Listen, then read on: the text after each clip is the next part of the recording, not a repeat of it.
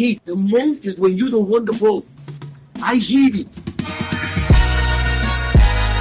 have permission to make a mistake. You have permission to lose. You have permission. And that's when we get big. Yeah, I'm a genius. Attack everyone and send everyone. I think we're forgetting the most important thing. We're forgetting about focusing just on ourselves. But we can do better. We need to take the next step, and there's no better place than taking the next step here. Show ourselves out there how much we want to win it again. We win 4 of the last 5 Premier League, guys. 4 of the last 5 Premier League. Are we going to do it again? Don't ask me again about doubles, triples, quadruples, fifth-tuples, six-tuples, and seven-tuples. So don't do it. Hey, and welcome to episode number 88. Just the Playmaker episode. Wow. Just the Playmaker episode. Hey. Shout out to the Playmaker. When we played in that cold weather, it was cold. No. Good way to it. We are the most expensive. Most expensive. Hey, baby, get it? My brain is mush. It's been a long day. It's been a long few days, actually. We are the most comprehensive show about Manchester City, covering both the men and women's game, spanning both sides of the Mason-Dixon line. We are making art over here. Capitalize that A. I'm with Tom Bomb and Lando. How's it going, show bros? We're going to start with Lando because I want to give our winner, our champion over here, the space to just take off. And, that's fair. Have that moment. Yeah. That's fair. I appreciate you for doing so. I'm doing well, man. Thank you for asking, Crunk. What I will say is I want to ask a question to you guys as we get into this and talk about it. I'm sure I got some exciting things to hear from Tom in regards to what happened yesterday. So I kind of want to hear his perspective. But I do pose a question for you all as we get into it. What's everyone's favorite Super Bowl dip? I had an absolute amazing ceviche. Shout out to Teresa. Shout out to my mother-in-law out there. Homemade. Absolutely incredible. Still got some left over in the fridge. Going to be snacking on that here in a little bit. But if you've ever had ceviche, great, fresh, refrigerated shrimp with vegetables, onion, salsa, and lemon. Very zesty. But look up ceviche, Ceviche, ceviche. Great dish. That's my favorite. And that's where I'll leave it. Tom, what'd you think about yesterday, my guy? Talk to me. So for me, I'm a very, very Midwestern, so I'm going to have to go with Rotel. Now, I will say that classic. So my dad's good friend, when he made it, he used both ground beef and then ground sausage in it as well. Oh yeah. Oh yeah. Like that was. I'll put it this way. Like there were only 6 of us at the house watching the game together. That dip was gone by the end of the first quarter. Yeah. Quality dip.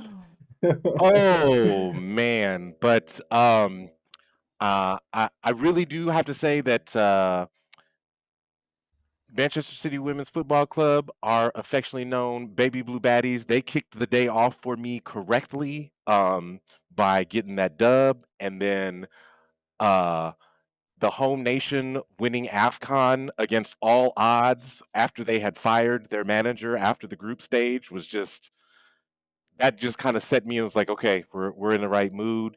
And then watching that game, oh my gosh, it's been a long time since I've stress drank, I guess you could say.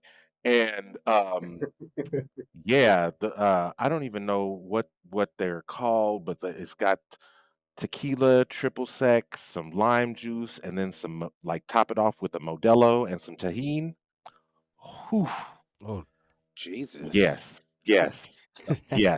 And then, of course, That sounds it was fire. great. And then, of course, as I'm trying to, go to bed, like after, we've already popped 2 bottles of champagne, then all of a sudden this Huckleberry whiskey just appears, and I'm like, what? Oh, It is 11:30, y'all. I have to go to work tomorrow. What is going on? But I will just say this: Patrick Mahomes is now on his own tier. He is the closest thing that the sport of football will ever to see to Michael Jordan. Wow. Um, and I know that is probably like I know that there are some Tom Brady and Joe Montana stands out there, and that is okay because Patrick Mahomes could retire tomorrow. He could retire at the parade on Wednesday and say, "I'm hanging it up." And when he's 33 years old, they're putting him in the Hall of Fame. He's that good. Like his resume is in fact that good, just already. And scary. he told y'all when he was up at the podium, don't ever bet against the Kansas City Chiefs as long as I'm the quarterback. And I truly do believe that. And so it's nice to know that in both football and football, I root for the teams who have the closest things to dynasties in their respective sports. Witnessing great Yes, sports on both your football and football correct. sides. Yeah. Most definitely. Yes. Most definitely. Yeah. And I too enjoy a good Rotel cheese dip, except for you know how I do. I bump it up. So I always throw in a little bit more.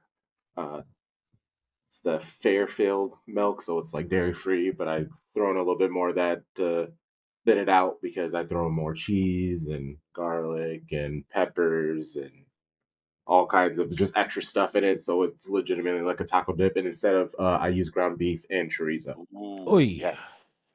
Yes. Oy. Yes. Con Yeah. cuidado. Yes. Yeah. Oy. It's pretty tasty. It's pretty tasty. And so and yeah, that was definitely fucked up. Burgers, some wings, all the typical Super Bowl awful Nice. foods. And so today I kept it real clean and had like a bagel for breakfast with water and a salad for Ooh, I dinner. definitely So had that salad for lunch and that avocado toast for breakfast. So I'm that's feeling hilarious. you on that. I was like, I It's like, need give me all of the green vegetable superfoods that I can possibly yes. have. Let's do the complete opposite. Let's drink all the water. Let's try to clean myself out a little bit. Yeah, I'm feeling good though. This is nice. It's been a crazy few days. We were up bright and early Saturday and Sunday for City Men and City Women, and then this morning I was up bright and early, kicking it with Hassan Naeem and Howard Hawken, being able to be on 9320. If you guys are Hey. subscribed to them, then hopefully you heard the episode. If you did, let me know what you thought, how I did. It was a great time chatting with him. Uh, the brains work on other level, especially in real time and picking up things from them, and yeah, just being able to take their energy. It was a good time. And Sharpie, he's not here, but I wanted to big up him because he was on Noisy Pod with Hey. LB and Mauve. It was a good time listening to him do his thing, bring his energy to Noisy. That was good. And naturally, beating LB, you name that Hey. tune, showing off, representing That's Shady Gang. right. We out here. Represent.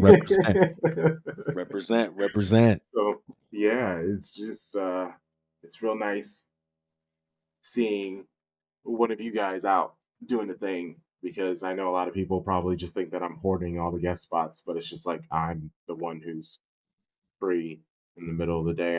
I want them on other things. So if you're listening and you do a podcast, hit us up and ask specifically for them. I mean, please take them. Take them. You know, those parents with like 4 kids and they're just like, here. It, Like it that. it's important to note that both of those guys all three of them actually, with LB being a co-guest on there with the Noisy Boys. I mean, man, those are some quality folks to get your city content. LB and some of the early stuff that he puts out. Shout out to him for actually doing a little watch along for the Super Bowl as well. I got a chance to catch a little bit of glimpse. I was Did he shocked. really? Yeah, he got up there. course. It's amazing for me that some of them actually appreciate it out there. And obviously, you get the entertainment value right with the commercials, and I think all that's kind of liked as well. I know my wife absolutely was in love with Usher. I mean, shit, so was I. But yeah, so shout out to them because they're great city content for those guys to be putting it out there. So definitely give them a listen. Definitely 100%. Noisy Neighbors 9320, great city content. Yeah.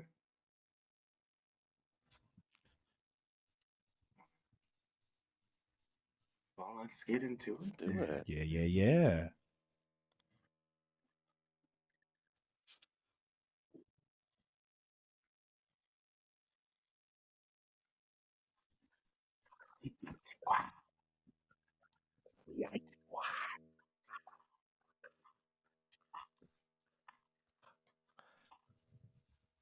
Tom Bomb, what are those baby blue baddies doing to him? They are advancing in cup tournaments, is what they're doing, and that is the. And you know what? And Yeah. sometimes to advance in a cup Hey. tournament, you just got to get the one. You Talk just to him. got to get the one. And Talk to him. sometimes it can be a golazo. Sometimes it could be a Mhm. simple tap in at the front of the post. Love to see it. But either way, I think that you are seeing without Jill Roord how this squad is kind of transforming and leaning more into their defensive solidity. Um, and that just shows based off of the 2 clean sheets that Kiara Keating was able to keep in both of those matches. So we will start with the Conti Cup match. I know against Spurs at their place. I know that we had talked last week about Gareth saying that they were going to pretty much play a set lineup, like it wasn't going to change a whole lot. And true to his word, like it was pretty much the same lineup. So you had Keating starting in goal, um, Wahhabi starting at left back, Greenwood and Kennedy starting at center back, Laya Alexandri starting out at right back, um, midfield, Yui Hasagawa, Philippa Engeldahl and Jess Park earning her first start this season, and then at least in the midfield slot, and then across the top, Lauren Hemp, Khadijah Shaw, Bunny Shaw, and Chloe Kelly, and um, there's not necessarily a whole lot to talk about offensively other than um, Yui scored her first goal in a City shirt, and it was a banger um, off of a Banger. set piece. Um, just like short corner taken. She's at the top of the box, and since she so rarely shoots, teams give her the space. And at that point, she was like, "Well, I'm gonna take it on," and she hits it clean, hits a rocket, hits the underside of the post, and bounces in under the line, and City go up 1-0 in the 34th minute and never really looked back. This match was interesting because it seemed like City did a very good job of like seemingly conserving their energy for the next match, knowing that there wasn't going to be a whole lot of squad rotation, and there was not. And we'll definitely get into that when we talk about Sunday. But this match was so impressive to me in that Spurs did not attempt a shot. No, they didn't attempt a shot. Not a shot on goal. Like they didn't attempt any shots. Zero. Um, so I think like you see the team leaning into its defensive solidity, and like, it kind of reminds me of the early seasons with the men with Pep, how they would just play defense by holding on to the ball. That was the biggest thing that we did was we just held the ball after that goal, and there was really nothing that Spurs was going to do to be dangerous. And even if Spurs were dangerous, we know that we have the best like the most informed keeper in the WSL right now, and statistics will back that up. So that to me, that was saying, okay, this match might not necessarily need to rely on our front three to get us goals. They can get us some chances, and they did have a few chances, not too terribly many, or at least none that they finished, obviously. But Yui finished hers, and that was really all the squad needed. So we will advance to the semifinals in the Conti Cup, and the Conti Cup draw has been made, and we will play Chelsea. Um, Because of course we because of will. course we will. So if we win this cup, we will have certainly earned it. There's no if, ands, or buts about that. And especially seeing the way that my Ramirez scored in Chelsea's FA Cup match over the weekend, that was nasty. Oh, that was so nasty. Um, but uh, again, you just gotta do what you can do to advance, and we did that. So this was like that was our getting into the semifinals of the Conti Cup. So then we moved on to the FA Cup on Sunday, and that particular match, that was a bananas match to watch. Like I felt like um, the first half of that match, and Crunk, I don't know how you felt about like watching the first half of that match, but I felt like there were times where both teams dominated and played the way that they wanted to play on the ball, but neither team was particularly efficient in the final third. Yeah, not at all. What I will say is, I oddly enough, throughout the whole match, I felt comfortable. I know you thought the match was going to end up in PKs anyway. I figured there was going to be a winner. I was hoping, praying, and assumed it was going to be on City's end. But I felt like just the way that both teams were playing, they weren't playing in a way that was like all the way. They weren't exactly playing for penalties. They were trying to go at it there, but also both teams' defenses were are each side's best quality at the moment, especially with City losing Joe Ward and Arsenal's most of their players or their better attacking players coming back from injury and trying to figure out where they stand in the squad.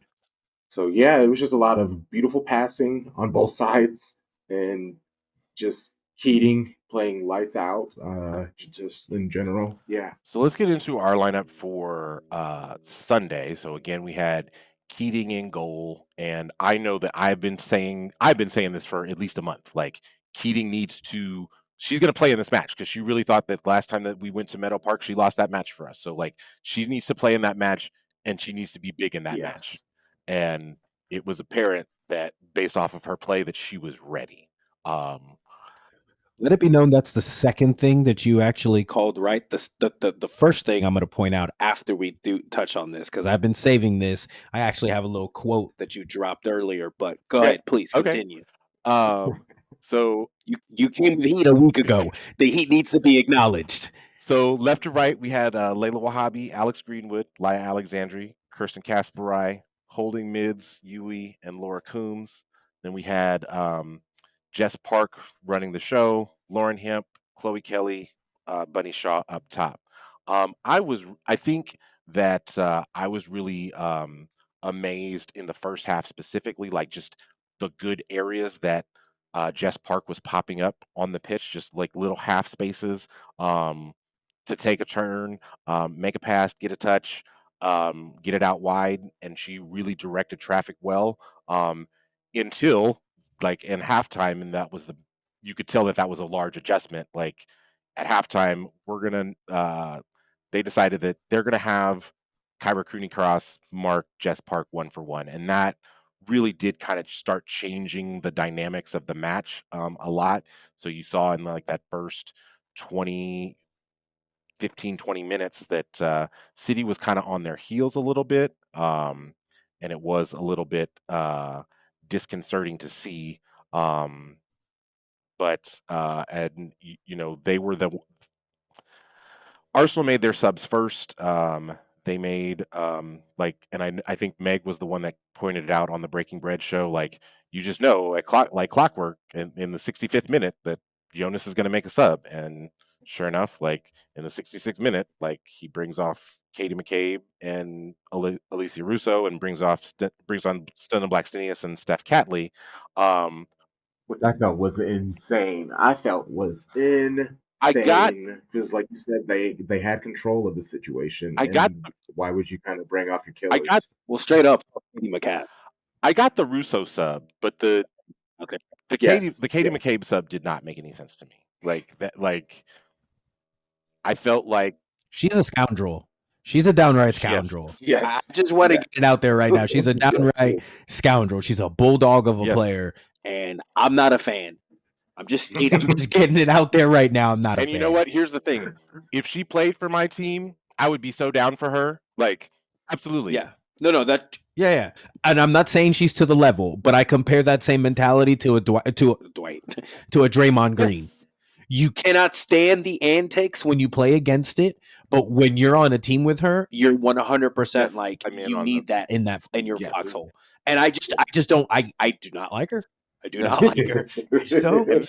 and I get it. And she she got into it a couple of times with Lauren Hemp and Chloe Kelly both. I did think that was I was very impressed with the amount of times that Gareth was switching the wings, switching the wingers, and getting them better matchups on fullbacks so that they couldn't really get I think that once he felt like Fox had a bead on Chloe Kelly, he would flip him and then and go to have him work on the other fullback. So I didn't really understand that sub at all. So in the 73rd minute, City earns a set piece, a corner, in fact, and Chloe Kelly delivers it in and kind of pings around a little bit and falls to Laya Alexandri's feet. She just slots it home. Yes. You mad? Yeah, You mad? you mad? You I mad? for it. Shout out to her. And actually, I say this all of the time, and it's so nice to be validated on it. So Lando, you remember in our last episode we talked about how after Julian's second goal, all of the players, all of the coaches were just mobbing that one coach who's the set piece coach. And both of City women's goals this week were set piece goals. In the whole week of training, apparently Gareth had him in with the team working on set pieces. And so Love to hear it. so just that, knowing that this is what and I think that that's going to be something very important, particularly for the women going forward, because you don't have a player like Jill Roord. You're going to have to make sure that you're using Bunny's size appropriately, because she's Bunny and Kennedy are basically going to be your tallest players on the pitch. And we didn't get Kennedy in until stoppage time in this one.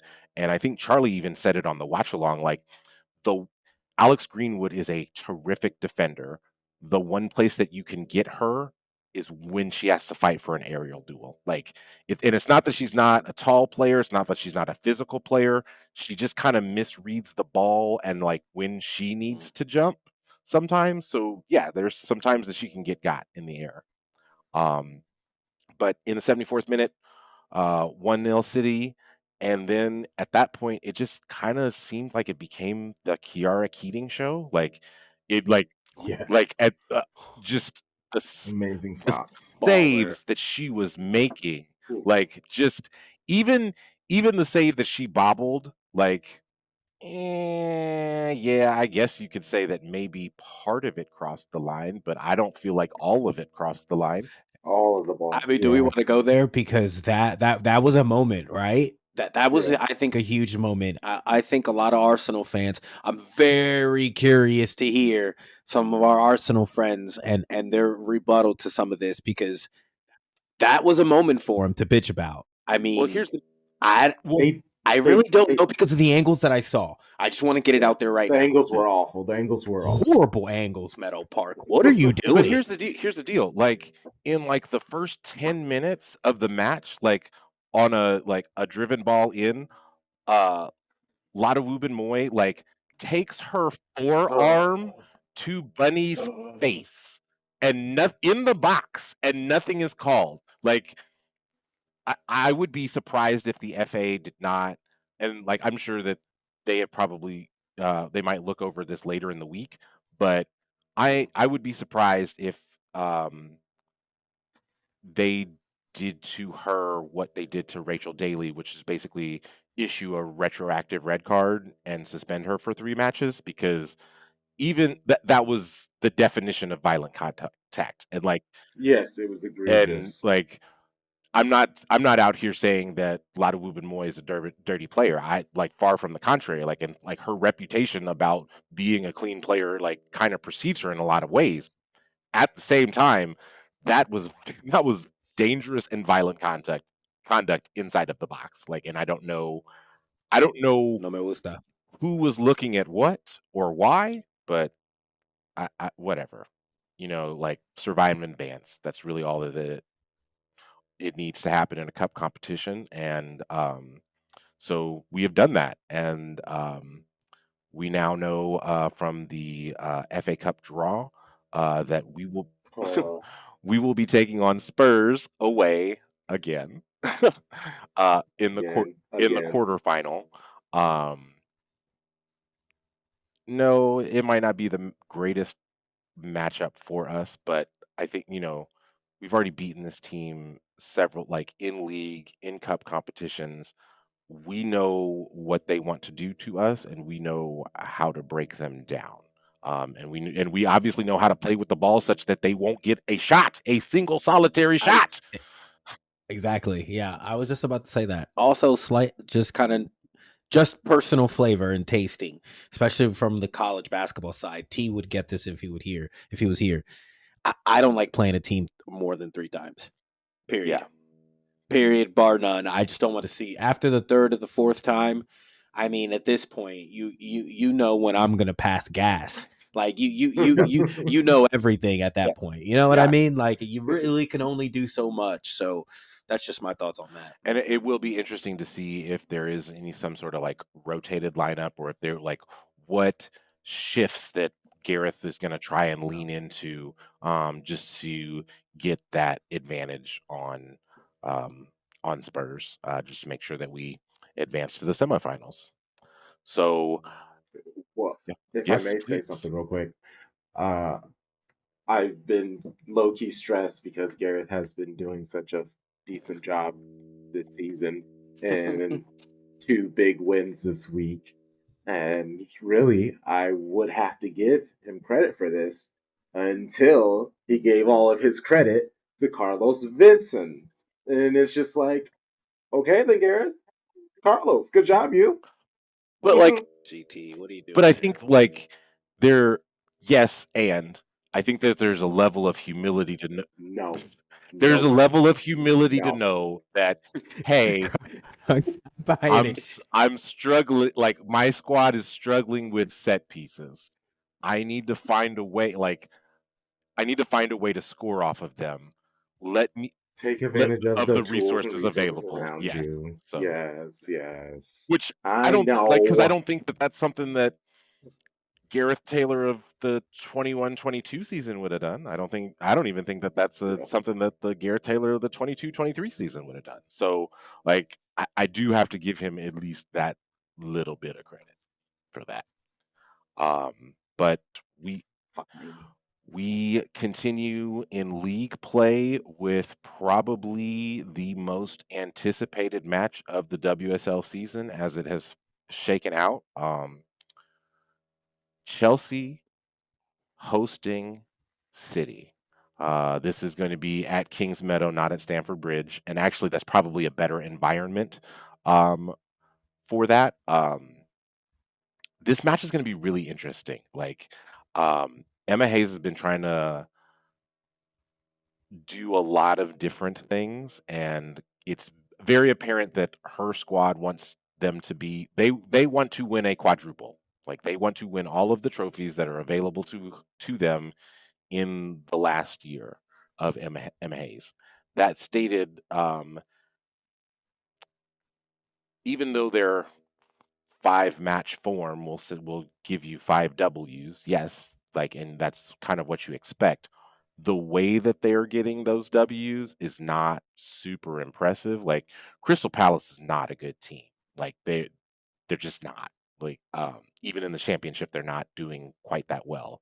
But the fact that they held Chelsea scoreless for almost 90 some minutes and had to have Myra Ramirez score an absolutely ridiculous goal in order just to advance in that particular competition. Like, they've kind of been off it a little bit. And I think that the time is right for them to get got. Now that, Yeah, buddy. I mean, Yeah, the buddy. I get that the match is at their place, but I get the feeling that one of the themes of this season, and particularly for this squad, seems to be redemption and retribution. And and if you remember the reverse fixture, this was the crazy ass red card game where Alex Greenwood got a red card, Lauren Hemp got a red card. Hell, they like with we played with 9 players, so we only had 8 outfield players basically, and then the only way that they equalized the match was because Alana Kennedy was not on the pitch because she suffered an injury before they took the corner that equalized. So we were defending that corner with 7. Um, so I really do think that the squad is in retribution mode. Like, we need to give them back what we owe them. Just like Riley Freeman, Yeah. you gonna pay what you owe. Um, s- so uh, That was so good. Like oddly fantastic. Like what is This going is on? so good. If we're doing an award show for our podcast, that is 100% a nomination for best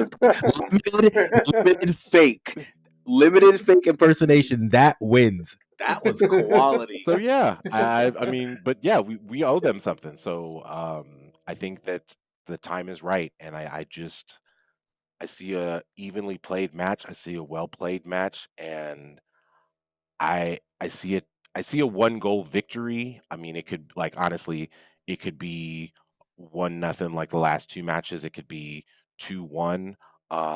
But I just see City being able to stop goals from going in the back of the net, since Kiara Keating, again, like, it's you look up the stats, it's not even close. Like, she is the best goalkeeper in the WSL right now. No one is stopping shots at the frequency that which she is stopping them. No one is getting the clean sheets like she has. And I think that leaning into that defensive solidity when you don't have a player like Jill Roord, who's basically like making those runs into the box, on the like, and giving the cutbacks to the wing availables to the wingers. You're going to need to just be more defensively solid than you have been in the past, and it's not like we don't have the defenders to do that. So just kind of lean into that. Um, I think I will be interested to see whether or not Emma tries to play Fran Kirby and um, Lauren James together. I think one of the things that, like, will get Lauren James, like, out of into her head and out of the match is when she's playing a position that like is not necessarily familiar with her. Like I know Emma in a few matches ago played her as the false nine, and that was not gonna do it for Chelsea. Like she's um because she was expected to take all of the so many shots, and when they're not going in, she's just kind of tuned out, and then that's when you can see those like very wild cards that she gets for no reason.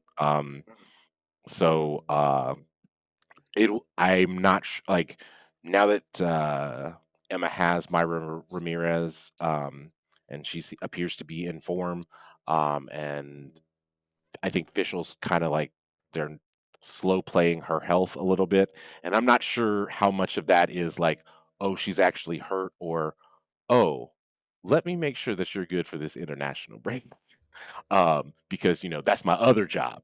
Um, but I I get the feeling that Yui is going to have her hands full in this particular match because she's going to have to figure out what to do with Fran Kirby and with Lauren James. But I do think that as long as they do not make uh, Lauren James a winger, I think that our fullbacks should be able to withstand this. I definitely think that we're going to get Layla and Kermit uh, Kirsten Kasparai in this match, just because they do like Kennerit is fast, fast, fast. So we're definitely going to need that speed on the pitch. So that's why Kasparai is going to be the starter. But again, 1 goal win, be it 1-0, 2-1. I just see it Friday night football, and we're gonna get the dub, get those 3 points, and get level with Chelsea, and um, I think that yeah, Inshallah. I mean, because if we beat them by 2, that means that we're not only are we even on points, but we're also even on goal difference. So Well, it's just important to note that a week ago on this very pod, you had the foresight to go ahead and note an impactful statement. This resonated with me. This hit with me. I turned to you in regards to these women and how we need to be approaching this season. And you had the gall, the gumption, go ahead and come out and say, even though it is not league play, this week and these upcoming games are pivotal for how this season can be defined. My man, they went 2-0. How are we feeling going into this Chelsea match with now it's said you were spot on, pivotal. I am looking at it now going back to league play like let's go. There's a certain energy right now in the way that the victories are coming. Kansas City Chiefs 3 seed not playing the best, but somehow finding a way to win type vibes to me. Talk to me about how I should be going into this Chelsea it's match. so funny that you say that because, like, as I was talking about, like, leaning more into the defensive solidity of the team, I was actually thinking a lot about the Chiefs. How this season they had to lean much more on their defense than they have in previous seasons to get this championship. And in this for Manchester City women, in order for them to achieve the goals that they want to achieve, they will need to lean far more into their defense, which is obviously better than it has been in previous seasons.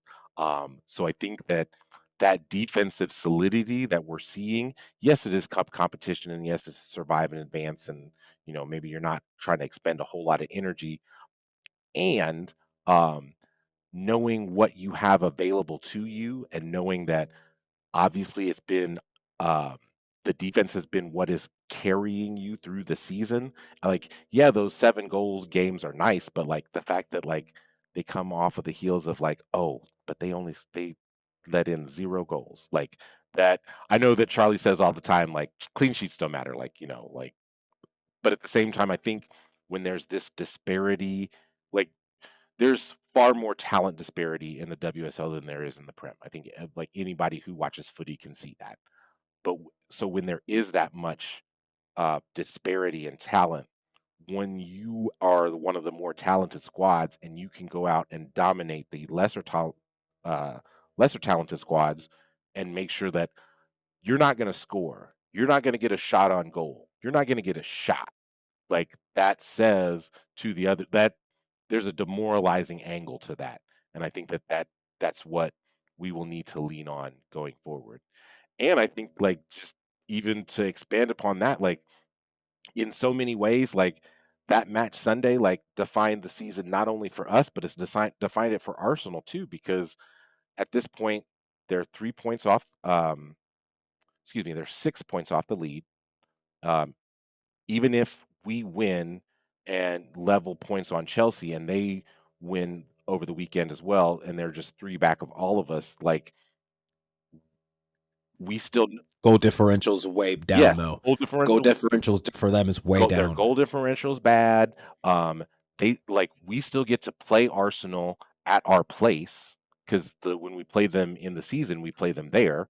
Um, so we still get to play Arsenal at their place. So essentially, Arsenal, for all intents and purposes, you can pretty much kiss Arsenal's WSL title chances out the window. And then we just knocked them out of the FA Cup. So really, at this point, Mhm. the only thing that they are playing, like the only hardware that they're playing for, realistically, is the Conti Cup. And Pobrecito. oh, Oh, pobrecitas. Oh. oh, pobrecito. So at this point, like, yes, like I think that this is to me, if I am Jonas Eidevall, like this should spur me to make a lot of different changes. Um, but I'm not sure that he's ready to do that, and that's cool. Like, I mean, Yeah, who if you want to cares? just keep on doing the same shit, that's cool. That's cool. Yeah, So please. yeah. I'm not gonna. Has nothing to do with anything, but I'm triggered. I had a high school girlfriend that whenever she would annoy the fuck out of me, and I'd be like, "You need to chill," she'd be like, "Oh, provecito." So like you all saying that, I was just like, ah. Don't be condescending to me, woman. So true. Um, so yeah, that's what we got for these baby blue baddies. You know, advancing in cup competitions, like square. You know, focusing on the biggest match of the season in league play for sure. So I'm excited about it. I actually do get off work right at 1 o'clock. I don't know how I'm gonna figure out a way to like watch kickoff at 1:15, but I'm gonna do so with an alcoholic beverage in my hand. Hey. What do we know what it's Um, is? I'm gonna say in the United States that it is either Wait, didn't it's hold on. Charlie put it in the chat, didn't he? Didn't he put Well, a because link that the game got rescheduled or the viewing it could be watched now the on the FA something? Cup was available on uh ESPN Plus. I don't think that they've, at least not in the United States, they haven't given a broadcaster. Yeah, but I think that yeah, it will probably either be a Paramount match, or it better be on or Paramount Plus. It if better. they're feeling Yeah. really fancy, they'll put it on CBS Sports Network. Hey. Oh yeah, or Yeah. that. Yeah, something like that. It just needs the proper It's the biggest attention. I want to be able to. it's the biggest match of the season. Like you want as many Mhm. Yeah. eyeballs on it as possible, and I hope that Mhm. the WSL is working to make that happen. Yes, agreed. Here, Sure. here. Hey, let's get chatting about City Men. I mean, Yeah, a lot less going on with them. Just the Premier League match against Everton. Ooh, what a match! 2 goals from Halan. The starting lineup. Uh, oddly enough, I loved the starting lineup because, well, let's say the lineup first, and then I'll get into it. Ederson, Stones, Diaz, Ake, Akanji, Rodri, Nunez, Daku, Alvarez, Foden, and Erling Haaland. Um, I loved it because it was a little bit of our defensive solidity that brought us the trouble last year. I liked that. But then seeing Daku and Nunez, I was like, okay, cool. That means if we need to, we can take advantage of the counterattack. Those are the players that's perfect for. And then kind of the match happened. Um, that was tough. Did this lineup say like give you a forewarning, or like did something in your brain be like foreshadow this is gonna be trouble, like, or were you like me, you saw this lineup and you're like, cool, this should be able to handle Everton? Tom, we'll start with you. I saw this lineup and my thoughts were like, um, I thought it was a little bit interesting that Daku started over Jack, just from the standpoint like if you were going to have a player on the wing that you knew needed to break down a low block, that you would pick Jack over Daku. That stated, I felt that Daku really acquitted himself very, very well. Like in the first half, like he seemed to be the only player that was getting any sort of joy at all. And I don't know whether that was like a result of Dice just saying like, okay, we're gonna make sure that we mark Holland, we're gonna make sure that we mark Alvarez, we're gonna make sure that we mark Foden, but Daku, we're gonna let him get his just because we don't feel like his final pass is as effective as it needs to be. Um, and it seems like that they were fine living that way, and we just did not seem to put any chances away until we did. Okay, well, I don't even want to throw the same question to you, Lando, so I will repurpose it with Bernardo, KDB, Grealish, Walker on the bench. Did this lineup didn't say to you Pep could be looking more towards FC Copenhagen in a couple of days? That's a really good point. That's a really good point. I think back to the Gundo masterclass and heroic moments that saved us last year against Everton. Somehow managed to get a kick that was equal to like the side of his face backwards, and kind of nice little goal within the box last year. Shout out to Gundo.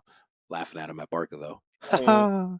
bad. Guys, I am in so much comfort when I see Nathan Ake on the pitch. Mm. I am in so much comfort when I see a Rodri and an Akanji and a John Stones flavor. Little bit disappointed in Matthias Nunes. But when we talk about Doku in that first half and him only really having the only be one having some joy out there, I mean, so electric. So electric. I thought it was interesting that Pep decided to bring the chaos from the jump against a team that we know is fucking boring. I'm sorry, Everton. God, I just, can we just have a moment to discuss the absolute disgusting behavior of players like Tarkowski and Godfrey? I mean, just absolutely pleasantly boring is what they are to me. And I hate every bit of it. I really do. Not excited to play a team like this. But I did love the Doku spunk and electric vibes that he brought from the jump. So yeah, that's an interesting point that Tom brings up with Jack and not going that way. But comfort in what I saw in the lineup, I felt good about it, honestly. Mm. Kronk, how did you Yeah. feel about it? You felt you just everything was good. Everything was kind of like Pep we trust. I have no really kind of quorums with seeing Alvarez and like I guess maybe not it but posing it this way like you did. No Kevin, no Bernardo. We're good. We're good with that. Yeah, I mean, knew what Everton was going to do. Uh, what I what helps me so much is, especially now that I'm doing these breaking breads and I have to do prep for that, and I then look into the teams and I'm watching highlights and how they're playing, and I'm just watching Everton and I'm looking up Jack Harrison is their basically only goal scorer and contributor in their last 5 matches.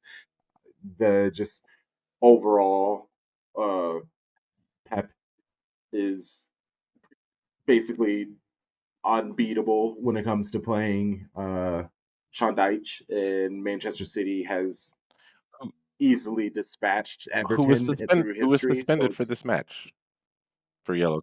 He was exactly, for and a yellow card. he had a he had a whole earbud in trying to like work it that way. It was just I don't know, nothing about it worried me, especially at their home with everything hovering over them. They have a new stadium that's being built, so even their fans are kind of like mentally checked out of their current stadium, even though it's like historic and they've had it for a while, all those things.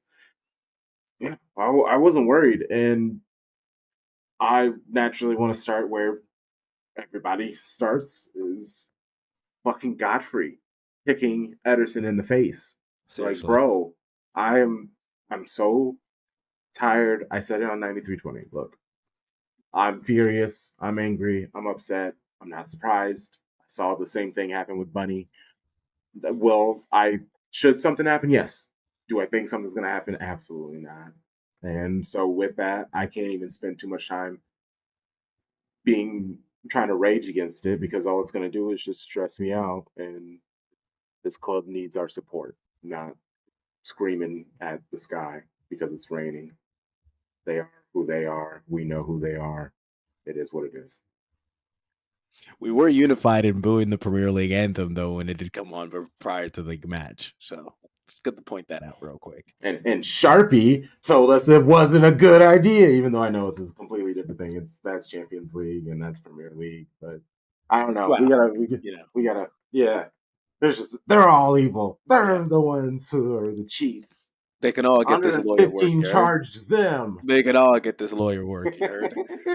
So I think like watching this match, like I overslept, so I couldn't join you all for the pre-match show. So like when I woke up, it was like the 20th minute, and I was just watching all of these chances fall by being created but falling by the wayside, not really clinical. Um, and then going into the second half, like more of the same.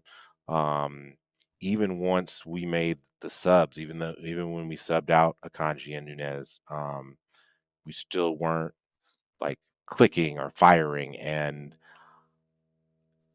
when and I put it on in our Slack, like, oh, I've seen City Football Club play this match before. This is the Brighton match that the women played, where Brighton scored in the 88th minute after City had 70 some percent possession, whole bunch of shots on target, just not clean, not clinical. I was like, oh god. So I was like, disgusting. Don't you feel like you have to yeah, shower just yeah, just describing like, that? You have to go ugh, clean ugh, yourself just describing yes, that ugh. disgusting So it madness. was like, oh god, have I seen City play this match before? Because like I'm gonna be really disappointed if this is how this all plays out. Like really, really disappointed. And shout out to Charlie for keeping us optimistic and realistic, honestly, in letting us know exactly what was about to happen. Yeah, it took what 16, 17 minutes from our first set of subs of KDB and Nunez and Walker for Akanji before we even really got a goal. Like, there was a whole other sub. It was stressful. I took in my notes that it was about 15 minutes for City to stop looking so frenetic, or the fact that they were letting Everton handle things, but it took about 25 minutes for City to actually start passing the ball around, having the ball for significant bouts of time without Everton sneaking in there and jumbling it back up before City are falling down or trying to take extra few yards off of free kicks or throws in. I Everton, they frustrate me. It's like Mhm. I talk about this all the time. These old dinosaur style football, they just need to get out of here. And I understand there's always going to be those types of people and not everyone can play free, open, expansive football. But God dang it, Try, damn I it. know half of those players. I know some of these players on this team don't want to play the style, but it is what it is. It was. I mean, we saw with Nigeria, like that's how they fell apart because they were the. To me, I mean, both teams have some players on those squads, but I felt like Nigeria's team had the more dynamic players. I mean, obviously Osimhen was injured, and especially by the end of it, but it was I don't know. They just felt like once they got that goal, they were just playing until the rest of the Yes. match, not even to Yeah. score. And it's like you're playing against other world class athletes. You can't do that for 40, 50 minutes. That just doesn't make any sense. And even as a player, like I would never want to ask that of my players to be like, hey, you know how you scored a goal on your own? Stop doing that. Let's do something else. It's just like, what? Why? Shout out to the homies, Courtney, Stith, and Andre Carlisle over to Diaspora United. I believe they call it Suffer Ball. Um, and I I like can't that. think of a more apt description of what Everton under Sean Dyche is currently doing than Suffer Ball. It's He's miserable. creating a new brand of suffer Yes. ball. It's like, It's miserable. yeah, it's awful. Yes, but let's get to some joyous things. The Halan first goal again from a set piece. Like, are we going to lose him to another club? Is because that seems to be what happens whenever we find joy and we start giving some other person other than Pep attention. They then disappear from City But Football it's League. usually the So person I that's like right next to him though. You know what I mean? Like it's usually the person yes, that like is sitting. he's a few Yeah, rungs yeah, down. yeah. So It you're seems like saying he's safe. like um Lando, like you probably have a better insight on this than I would, but like my understanding is like in basketball, like there's that front like row of coaches that like are like like the associate head coach and like and then there's another row of coaches that like they have like certain like this coach is in charge of all the inbound plays and this coach is like in charge of like transition defense or what have you. Like he seems like he's more Yeah. on that second row. Like, yes. Okay.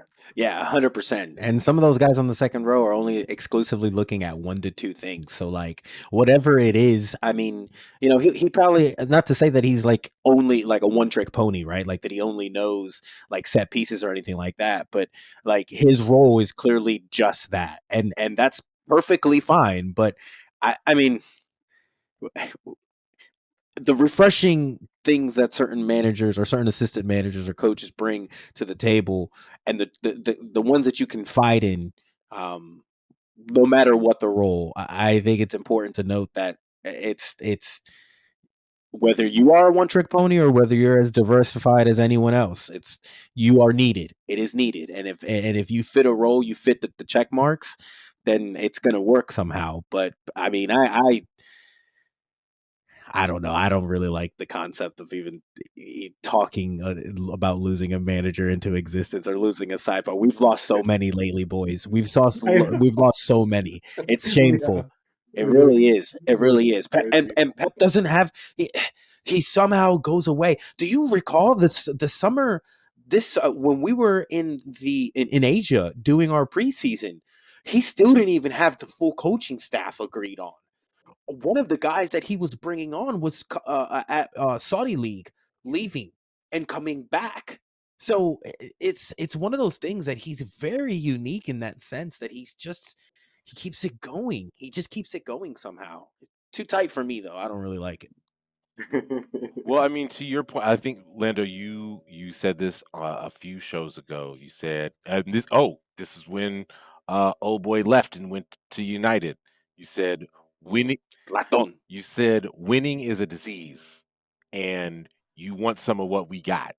So it doesn't necessarily True. surprise me that like because honestly, like a lower in the table squad, like, and not just like necessarily in England, but like anywhere across Europe, would probably be very smart to go after Vicens because if he knows how to organize set pieces, like oh, like he knows how to keep me up. Like, because everybody's gonna have to take a set piece and everybody's gonna have to defend a set piece. So, Yeah. like, So you're just promoting the fact that you want negative Nancy Sean Dyche to go ahead and go get him as an assistant and bring no, him on absolutely not. because Absolutely not. that. But it's so to your point, it would work. I It would think work. I mean, look at how Everton were successful with set pieces so far. So whoever their assistant is and doing their shit, let him keep doing their thing. Stay away from our correct. boy. But Correct. yeah, no, you're spot on with that. Can I talk some of this positive into the atmosphere right now? My dear DJ Vincent Company or bouncer who still doesn't want to get it right with your attire and your clothing. Sir, I politely ask, come come back. Come be an assistant under Pep for a year or two. I would love to see you implement your mind with some of the boys that you've already kind of been there. I do find well, again, I don't know. I'm speaking out of unfamiliarity because I don't know how Pep does things, but it would be a little bit interesting to kind of understand how a Kevin De Bruyne reacts to having a Vincent Company as his manager or as an assistant, right? I would imagine the same way he would have as a certain someone over in fucking Arsenal. But I'm just I don't know. I would love Vincent Company to come back for a year or two and get himself some winning vibes back into his Yeah, I think veins. he could do it. I think he could do it, and it would like if as long as he's coaching the defenders, like because if you think about it, like the only the Hey, defenders that he played with for the most part are gone, save for Walker, Stones, yeah, and like Diaz, and like Diaz and Stones were puppies basically when Stones for sure. um. So yeah, like that. To me, that's a move that works. Did Diaz and Company ever play? I don't think they ever were together. I don't think Ruben Diaz and the Company ever played together. I might be wrong on the timing here. I think you're right about Stones. Stones 100% Yeah. was there because that was the year Vincent's last year, the one he had the crazy Right. shot over Mhm. Leicester outside the box. I distinctively remember Stones had been an impactful player that year for us. So I know he was on that roster. But I'd be curious if I don't know anything to get fucking Ruben figured out and right back And on that's what I'm track. I'd love for him to get and some I think that that would under Company's yes. tutelage. Yeah. Yes. Yeah. Xavi says he's already has his spot reserved, so Company's gonna have to find somewhere else. Oh, I like that. I would welcome that little Spaniard. Yeah, I think it's happening. I think he's coming to City. Anybody else? I don't hate it. I think that he just experienced too much success too early. Like Okay, you want like to. cuz like I think like he like the worst thing that probably could have He said the it. worst thing that could have happened to him is Barcelona winning the league last year. And so now like expectations are high and so Oi, oi. and now the expectation like now that there's expectations is like y'all are the meanest people I've ever met in my life. Like I never want to Qué mierda, pobrecito. Se ganaron uno y ya se quieren más. Oh, wow. What happens? What a sad man. They win one and go figure they want more. Oh, pobrecito. How difficult. Nah, Javi's got some bitch made in his blood. Let me get it out there right now. He does. Mosquito muerte is what you call it in Spanish. There's a little drama queen, a little bit of somebody. No, you don't have to listen to it, bro. You're the one out there. La Liga's crazy for the press conference that they do. It's crazy Mhm. for the amount of coverage that they have. They're almost asking their asses every day to go up and speak with a microphone. Certain ones don't get it, certain ones don't like it. Javi is clearly one who can't vibe with it, which is crazy to me because the motherfucker was a player. Like he was there. You know what we're talking about. This is your club, and the fakeness too, the shrewd bit of, oh well, this is something I decided before the year. When flash forward a couple days ago, Deco, your current director, has the goal to come out and say, no, we had him fully finished mentally. All of us were thinking he was going to see out the contract. Oh, mentiroso, liar, bro, mentiroso. Somebody out there don't know the left don't know what the right's doing. Nincompoops. But I welcome him. Bring Chavi. I like assistant Uh, vibes for Xavi, to be honest. I yes, do. he fits a lot better in assistant vibes. Like he Yeah. should not And have been given don't you dare come near the press conference. You're not get the microphone away. Get him. Don't ask a tough question to him. He's soft, like a certain German in Liverpool. He doesn't. He's delicate. There's certain questions. Oh, I No, thought doesn't work you were for him. going to say a certain German in Munich, but we can go there later. I love it. So true too. Oh, before we get into Shakal and football applause, I want to do a quick preview score prediction for the Oh Champions wait, League wait, we match got to talk. against We got to talk Everton. about the second Holland goal. Oh, we didn't talk about. Oh, we didn't even We get didn't even talk. we got way off. You're right. You're right. Oh, the second goal. Oh Oh, man, the KDB's majesty, and then Halan just. get Well, off me! he didn't throw Brathwaite off. Get off Yeah, me! Brathwaite jumped on him, tried to jump on him, and was just like, "Oh, this is a lot of man," and just kind of bounced off. And then Halan did what we have become used to Halan doing, but was not what Halan was doing.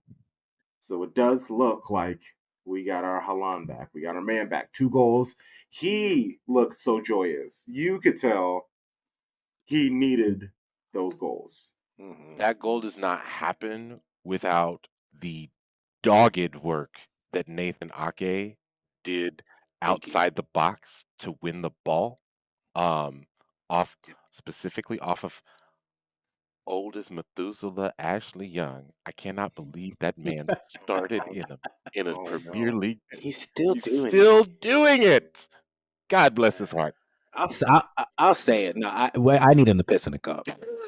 I'll say it. I'll say it. I'll go there. I'm sorry. First off, let me and I'll be honest with you, being that negative, but I'll also be a little positive here. Beautiful facial features. The man is aged magnificently. Oh, for certain. I mean, just For certain. magnificently. If I'm going to be compared, Ashley Young, you still got that Yes, young in you, bro. yes, Facially, yes. you look wonderful. You are a good-looking man. I will acknowledge that. Well, one of the and he doesn't. Is he bald or does he do a purposely shave kind of thing? I don't really notice it. I just those eyebrows and those cheeks. He's got it going. Is he? Well, the face is still popping, bro. But piss in a cup because this is a little ridiculous. But like the work that Nathan Ake did to get the ball, to win the ball, and then immediately know like, okay, let me just get this to Kevin so he can just make some shit happen, which he immediately made some shit happen. Like it was everything that you wanted in a goal from all 3 lines of your squad. Like the defender winning the ball, getting it to the midfield, the midfielder seeing the attacker making the run, getting that pinpoint pass to him, and then just letting him run onto the ball. And I think that like Julian would have made that run. Julian would have got on the ball. Julian might have. He might have made contact with Branthwaite and then tried to make a move on him as opposed to throw him off, just because he's not like the physical specimen that Holland is. He would have pulled back. Yeah, he wouldn't have gotten to the part to where he allowed for the contact. Yeah. He would have ball rolled over and waited for more help, kind of thing. I think he's smart enough to know he's not going body to body. That Brentworth is that man's got that's a body. That's a body that Howland shoved down. Now. So what I will even say, I will give him on that. When we played Everton at the beginning of the season, I was like, oh, he still has a lot of growing to do. He's done that growing since our last time we played him, because there were a couple moments where I saw him and I was like, yo, bro's been hitting the gym. He's been getting at it. But like, respect to the I know that dude. they were. I know what they were saying in commentary that like they want him to like. They're him and his agent are looking at moves. Everton is looking at moves for him. If they don't stay up this season, and like a lot of larger clubs are in fact interested in him because he's a young defender and They should be. Yes. Yeah. He looks great. Yeah. No, he's I would be very okay with City getting him, but he wouldn't be okay with sitting. waiting and are being like, yeah, sent somewhere for a loan because he could be playing big minutes, good minutes for a pretty decent team Yeah. next year. He's left-footed, yeah, if I'm not mistaken, Yeah. too. yes, he is. He is. Yep. Yeah, that dude's a baller. English. Yeah, so he'd be a homegrown player. Like that's that would be clutch if needed. Yeah, then all the fake injuries and time wasting went away, and the match finished. I will. You did that. I'm so You did annoyed. that. You I'm said so that. annoyed. Deitch, he gave credit to Lon, where he's like, no chippers, no dippers, no none of that. Basically, just saying Lon doesn't do any of that fancy stuff. He just gets the ball and the net. That was respect from Deitch, just being like, "Hey, man, I tried my best to fuck that game up. Couldn't do, Did and I couldn't did do and did. it."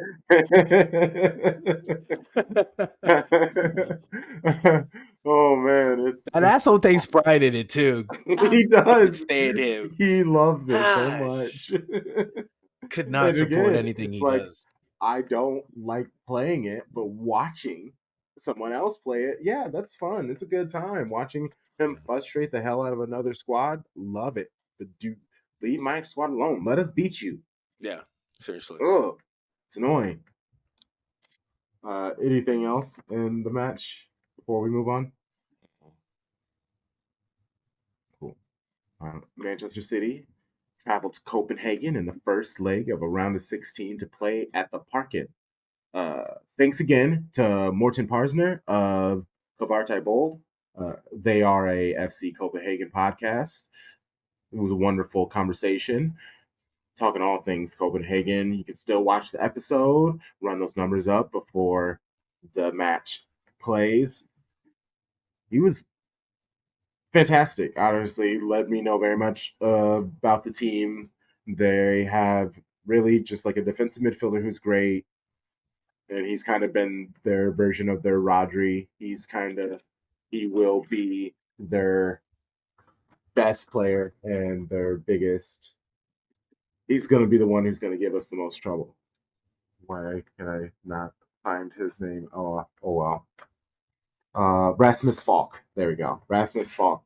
He is the one player, and he also said he runs very funny. He said he almost runs like an inflatable person. So when he runs, his arms kind of do this.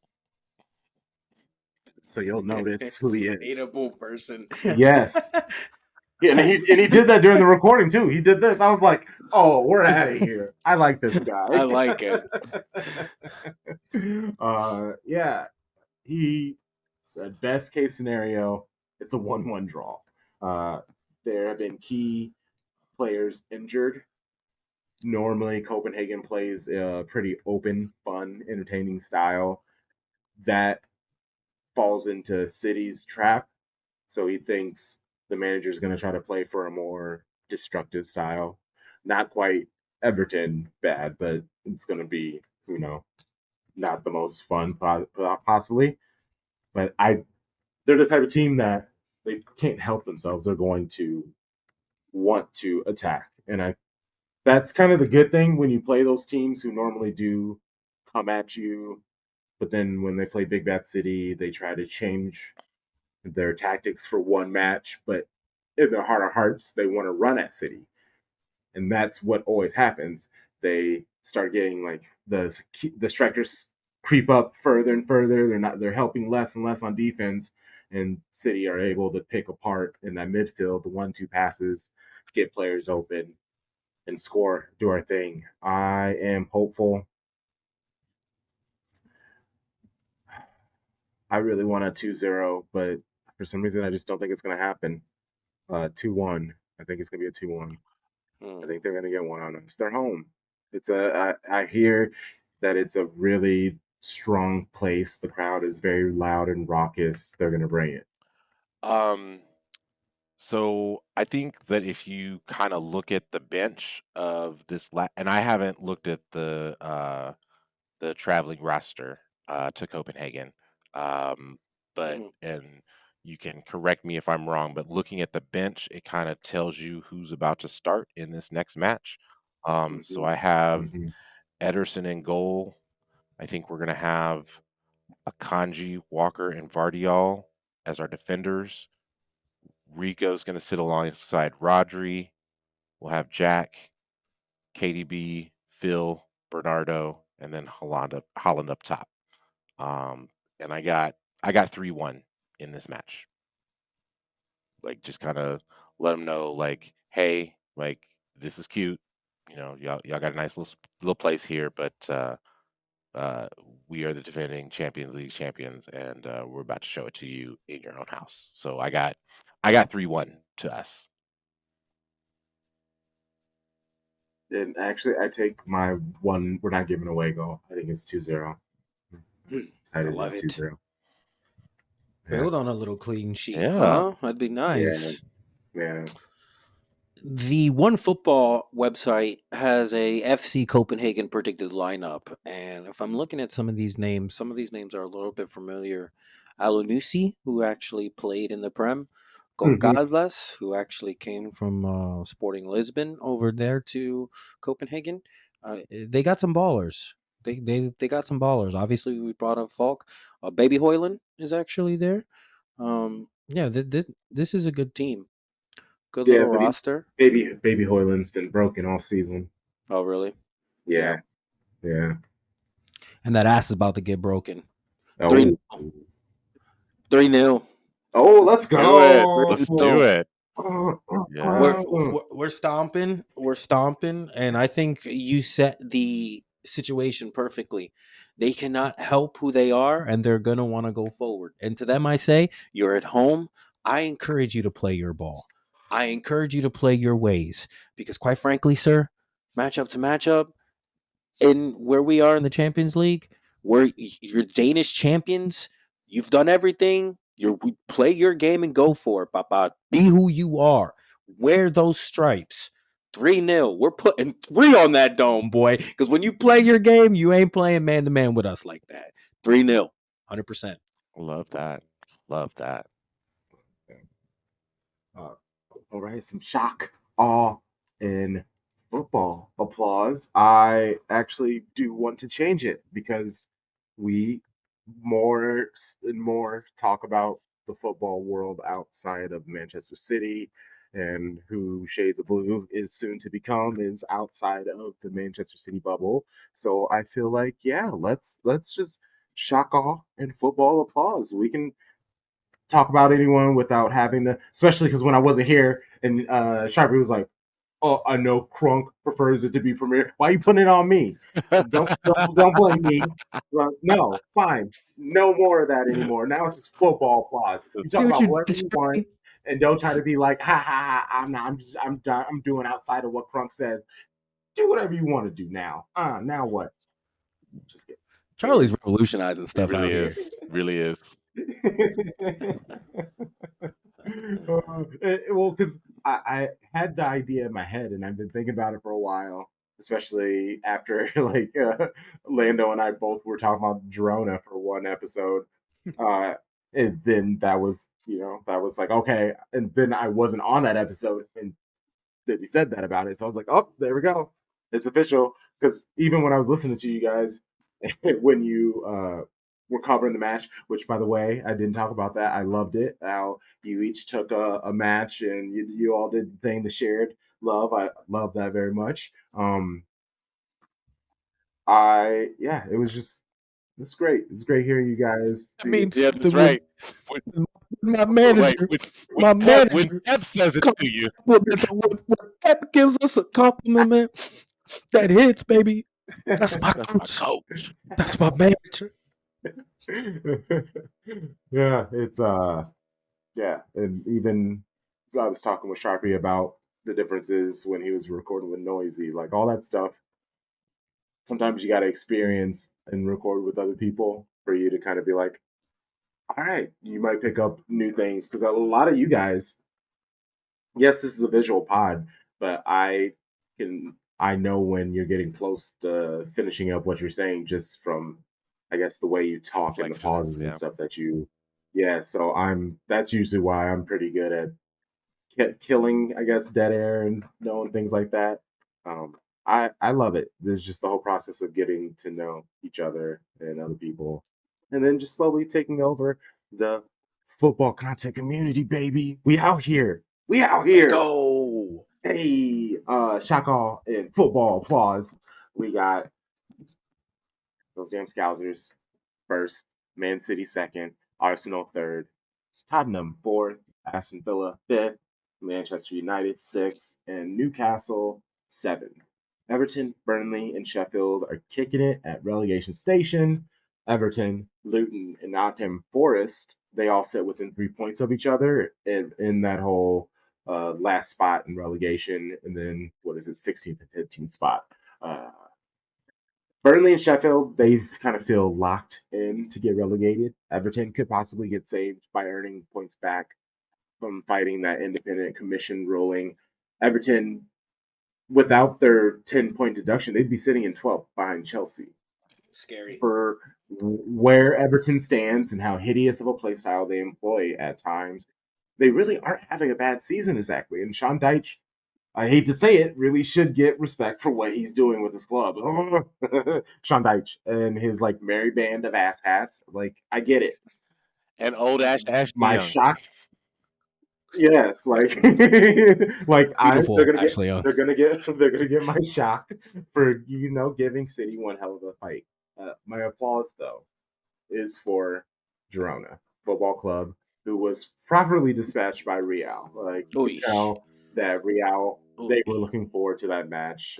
Tired of people like me talking cash shit about what Girona is about to do in La Liga. I don't want people to forget that last season, Girona, they finished 10th in La Liga. And 2 seasons ago, they were in the Segunda division. So what they've managed to accomplish so far this season needs to be applauded. If Girona can hold on to their Champions League position going into a second season in the top league, like Artem Dovrik, he was 7 million euros transfer. That was their record fee that they've ever played for a player. Like, they still have so much room to grow, so much to do, and look where they are. Even Dovbyk, he sits third in the Golden Boot race. They've been maximizing potential from players who have become afterthoughts in football. A few names that you might know from the City Football Group umbrella: Alex Garcia, Jan Couto, Yango Herrera, Eric Garcia. Like, Girona has been able to bring Daley Blind's career out of ice. Basically, he's playing the best football he has since he was brought to Old Trafford. Yikes, we all know how that went. But it's just like Savio, City being able to bring him in. It just Michel Sanchez, their manager. Shout out to him. What the football club has been able to do. If they continue these shrewd player moves, I'm really, really going to enjoy watching all the Bahia and Girona matches next season. And because of that, both of those clubs are going to force me to have to wear more red than I guess I've ever had, other than last year's away kit. Yeah, I agree. I'm the same way. Well, I mean, we know what it is about my football team, so I have a lot of red. So I'm gonna say for my applause, I am gonna give it to Xabi Alonso and the Bundesliga table leading Bayer Leverkusen for absolutely dismantling Bayern Munich over the weekend, 3-0. It mainly because, like, one, like, they are for real. Like, this is the first time that you can. I don't remember the last time that Bayern's been this low in the table or this many points off of the first place in the table this late in the season. Like, it's been quite some time. It's only 5 points. They're even on matches played at 21, but I also wonder if if they've gotten to the point in the Thomas Tuchel tenure that it's like, I'm done with you. Like that the players are just like, I'm done with you. Like maybe you can lead me to a title, maybe you can lead me to a trophy of some description, but I'm done with you. I can't. Well, I mean, because Chelsea did it, and it was very apparent when they did it. I believe he's had a run before with Dortmund that they did something similar, or oh no, PSG. They did that with him too.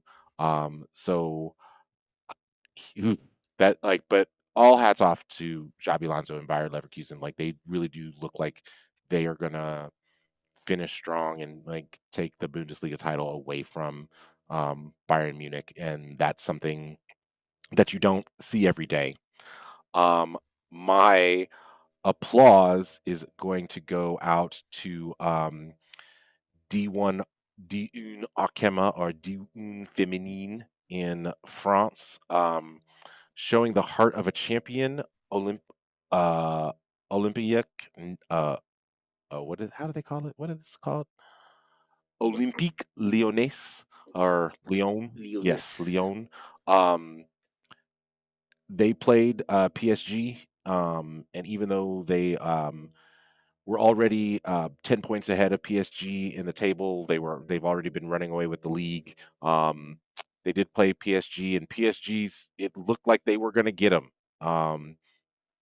Tabitha Chewinga scored a beautiful, beautiful goal out on the outside of her boot in the second half, and then the defender who assisted her, um, Elisa de Almeida, made an own goal in the 90th minute to tie the game.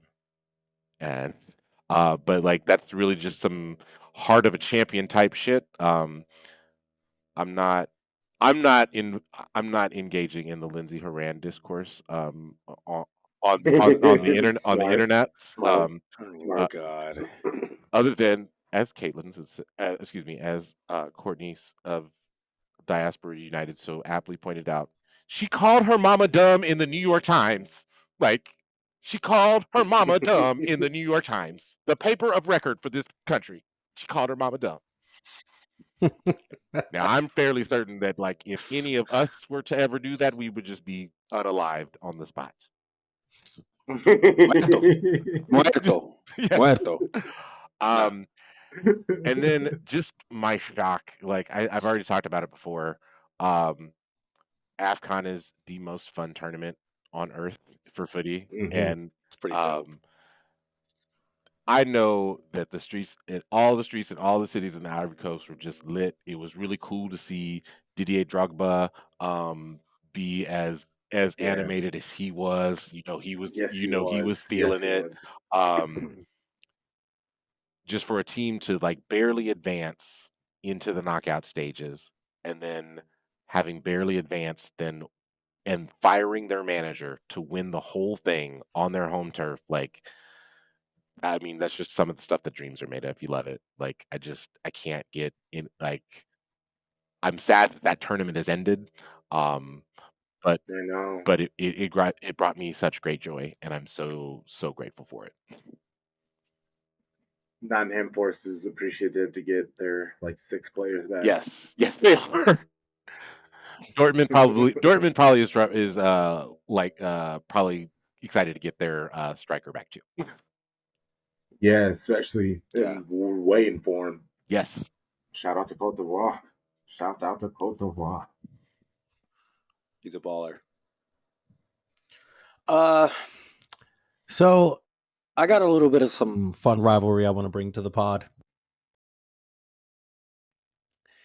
For my shock, I'm gonna go with an 80-72 Miami over North Carolina victory.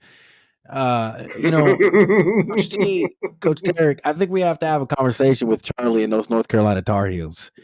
I think we need to have a moment for the U and men's basketball being 15th in the country, currently ranked at 21-5 record, as UNC take an 8-point loss to these Miami Hurricanes, sitting with a 16-10 record. Questions got to be asked. Questions have got to be asked. And I, for one, am in a bit of shock And I'd love for Tita and Charlie to come on here next time and break this down for me. Give me an update on what's going on with some ACC basketball. I think that'd be fun. Lando, I just opened this up to just the footballing world, and you're like, I hear you, but basketball. I came prepared. You cracked the door open, sir, and here I come with my shoulder. Damn. Kicking doors open left and right. Hey, Fucking talk about something. I don't care. my man Biggie did. Yeah, so that's my my shock. My awe is gonna go to our Man City women. I am in awe of what we just experienced. I have really, really one of the things joining this lovely family and being a part of Shady Gang and being a part of this amazing growing community for me. I've said it since day one. My knowledge and my growth for the women's game. I have taken it personal to go out of the way and watch our women and support what I am seeing. And for Tomboy to give me the breakdown that he did, for the consistency that he's been with how important it is, the impact of what we've seen for these ladies, it is incredible to me to see a season-defining 2-0 run in the Conti and in the FA Cup. And I, for one, have got to just get it out there now. It is a great time to be behind these girls. They are doing amazing things. Trials and tribulations through injury, through some fun little social media things that start to get picked up on. Hold on. Is she a little, you know what? I stay away from it. I try to dodge it. Twitter can be a crazy place. Our ladies have been absolutely amazing. And it's incredible to see the growth. It's incredible to see how we're climbing up and to be playing one of our biggest games, I think, 1-2 against Chelsea Friday. It's going to be a must watch. The growth of the game, seen somehow if we can get the Paramount Plus and get it out there, City Plus, if you already know, you know. But I mean, let's get it out there. Let's grow it more. I, for one, really want to keep backing this up, keep supporting them as much as possible, and keep trying to get a guide, my great navigator and Tomboy leading us the way that he does. I'm loving every bit of it. And then I'm giving too much love to Tomboy here because I gotta go again. Hey, all I have to say is, like, I don't know if you saw me, throw that reel out there. I got another one. Like, Woso, we got another one. We got another one, Woso. That's all I got to say. We got another Facts. Yep. Mm-hmm. Yep. Got me. Got me. But yes, Xabi Alonso and Leverkusen doing what they're doing. The man has I mean, I'm getting more and more nervous as this continues to grow because I know where the expected destination is at the end of the year. I would love for him to kind of go against the grain and go against what the probability and all the odds are. But the reality is that's the next big challenge we're going to be having to deal with as Man City fans. Alonso's doing it. The man has a mind. What he's doing with the wing backs out there and Grimaldo and Frimpong has been absolutely amazing. When Victor Boniface gets healthy, crazy, scary times. This club is not going anywhere. I'll also give you another name that people, if you're watching Leverkusen, if you're really watching the Bundesliga, you should know that Piero Hincapié, the center back CDM kind of hybrid player, amazing player. Shout out to the Latinos out there. He is doing great things representing his country. I personally love to see it, and he's a baller. So I really want to shout them out. That's what I got for you, man. Sorry I broke it down for college ball too, though. No, I love it. I love it. You're fine. Yeah. I just gotta give everybody a hard time always because that's just what I'm doing this season. I want that Miami North Carolina feud to kind of I'm starting it. Let it be known if this picks up. I've created this fire. I want it there so badly. And I can make it a clip and put it on social media, except for the problem is Tarek doesn't get on it enough for it to even be stoked well enough. Yeah, right. I'll post it and tag him, and he'll see it in like 3 days and be like, "Well, I'm over that game now." And I know he's huge Miami football. I don't know if he's huge Miami basketball. Oh no, he is. Like, he is because he's just huge Miami. When both the men and the women went to the Sweet 16 last year, he was all over that. Oh, he was really cooking. Good for him. Mhm. Good for him. What a time. Man. Well, that's what we have for an episode. We still have plenty of shows this week for you. Watch along tomorrow for City versus FC Copenhagen. So today, because that's when you'll be listening, tap in with us. I'll be having on someone new to Shady Gang, Daphne. I'm excited to meet them. Let's go. Yeah, we're gonna chat about that, and then Wednesday gonna have a breaking bread for Manchester City men versus Chelsea, bringing on this most dope Chelsea fan. She has a with Kelsey Rios bucket hat shop that they have really dope, unique, fun bucket hats that you can purchase. She's a funny Chelsea fan. Great energy. She's gonna bring the heat. I feel like I'm gonna try to be like nice and everything, and I feel like she's gonna kind of bring it. So join and watch that while I try to figure out which crunk do I want to be because there be moments where I want to be the southern nice hospitable, but then they be talking all greasy, and I'm just like, yeah, that's fine. That's fine. It's fine. That's fine. Asterisk Google's Chelsea's wages. Right? And then Thursday night, our Lit stream. Most dope guests, May and Nico. They both are City fans. I didn't do that on purpose. They are recommendations. Our third is a guest who we weren't able to get them on a Lit stream. We got them rescheduled. Megan Swanick, her Substack, Swan Dive. Check that out. She's worked with Men in Blazers, works with women in sports. The new account that's coming out, that's through Sam Mewis. Men in Blazers. Yep. You've seen her work on Guardian Sport, ESPN, The Inquirer, BR Football, MLS. Like truly a really dope person in the sporting, in the football contributor community. So I'm like truly excited to have her on the show, especially because we had to reschedule and they were willing to do it. You know how some people are, they're like, yeah, let me reschedule, and then you just never hear from them again. So like they responded. I appreciate that. And then watch along for City Men versus Chelsea. We're gonna be doing that. I'm pretty sure the homie Nichols Lolian, he kicked it with us for one of the first Chelsea matches. He'll come through.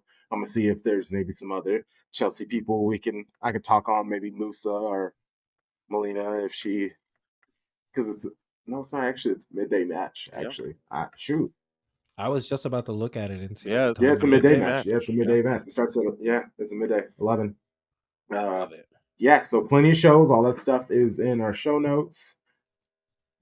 Show Bros. Tom Baum, we'll start with you. Please let listeners know where they can find you. If there's a social media app and I participated on it, you can find me at TomBomb816.